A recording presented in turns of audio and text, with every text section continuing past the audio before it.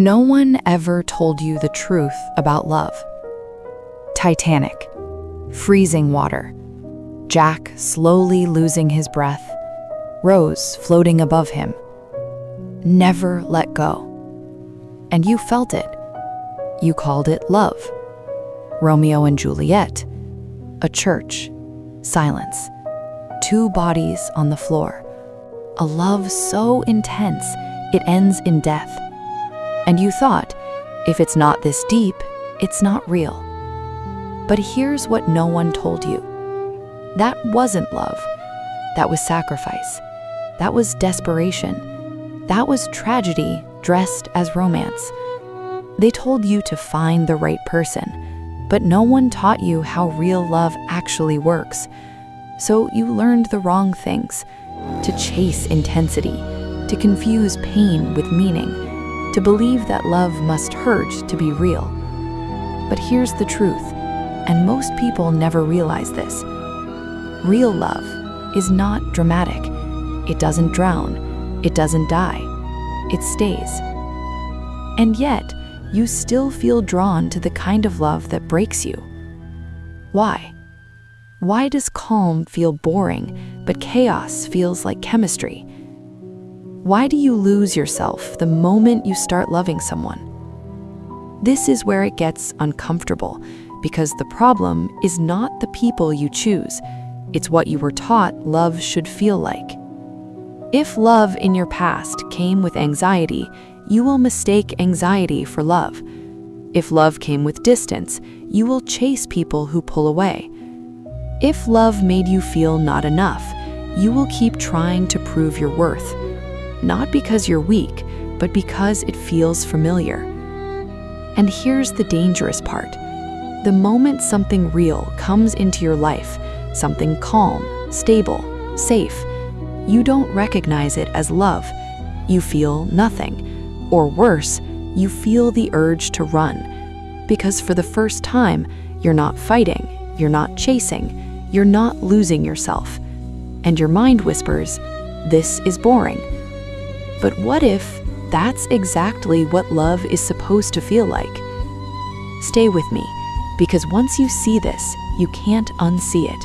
And by the end of this video, you won't just think differently about love, you'll feel it differently.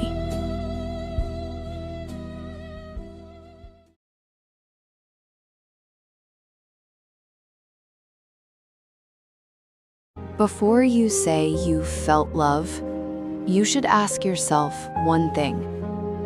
Who taught you what love is? Movies? Songs? Or broken people who were trying to love with wounds they never healed? They showed you a version of love that feels intense, but leaves you empty. They told you love looks like this: needing someone to feel complete, thinking about them all the time, hurting but staying anyway. And you believed it, not because it was true, but because it was everywhere.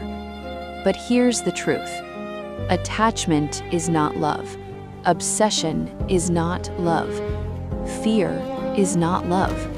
And when you say, "I can't live without you," that's not love. That's your mind trying to fill something missing inside you. That's dependence. That's fear of being alone. That's the need to feel enough. And if it feels heavy, if it feels like you're losing yourself just to keep someone, then you're not in love. You're in a pattern. And until you see that, you won't find love. You'll just keep repeating what hurt you and calling it love.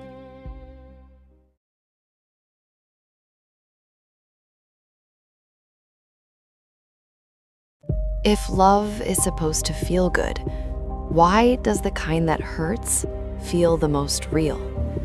Why does calm feel boring, but chaos feels like chemistry? This is where most people get it wrong. You don't fall in love with what's right. You fall in love with what feels familiar. If love once felt like anxiety, you will mistake anxiety for love. If love came with distance, you will chase people who pull away. If love made you feel not enough, you will spend your life trying to prove that you are. Not because you want pain, but because your mind recognizes it. And what the mind recognizes, it trusts, even if it hurts you. And sometimes you catch yourself in moments that don't make sense. You read a love letter, and it moves you. It feels deep, real, safe. But then, a simple message on your phone is enough to ruin your entire mood. A delayed reply, a short answer, a change in tone. And suddenly, your heart races, your thoughts spiral, you feel everything at once. And somehow, that feels more real than the calm you felt before. That's when you should question it. Because love shouldn't feel like a threat.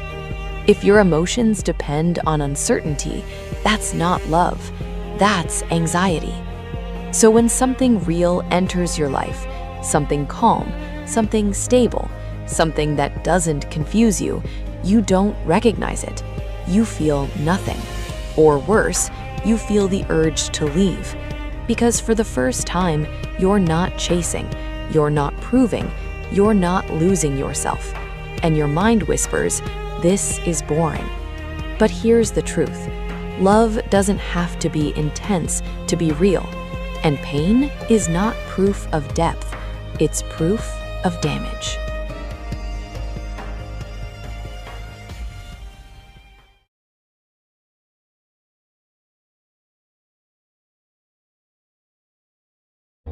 You were told something that sounds romantic, but is actually dangerous. If they're jealous, it means they care. So when they ask, "Why didn't you reply? Who were you with? Why did you like that post?" you don't hear control, you hear interest. At first, it feels small. They check your last scene. They notice who you follow. They question things you didn't think mattered. And you tell yourself it's nothing. But then it grows. A delayed reply becomes a problem. A simple like becomes a question. Your phone becomes something you have to explain. And slowly, you start thinking before you act. Should I post this? Will this upset them? Is this worth the argument? That's when it changes, because you're not living freely anymore. You're managing someone else's emotions. You go out less, you share less. You become smaller. Not because you want to, but because it's easier than being questioned. And somewhere along the way, you stop asking, "Is this love?" and start asking, "How do I avoid upsetting them?" That's not love. That's control. Jealousy is not proof of love. It's proof of insecurity. And insecurity doesn't protect love. It slowly replaces it.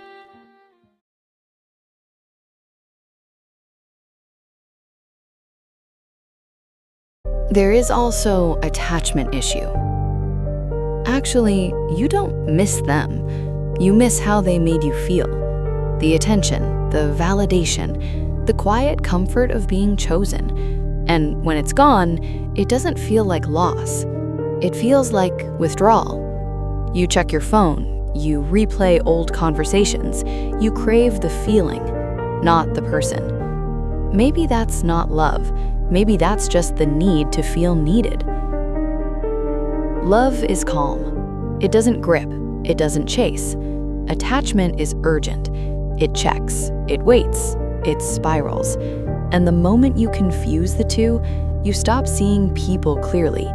You start needing them to feel whole.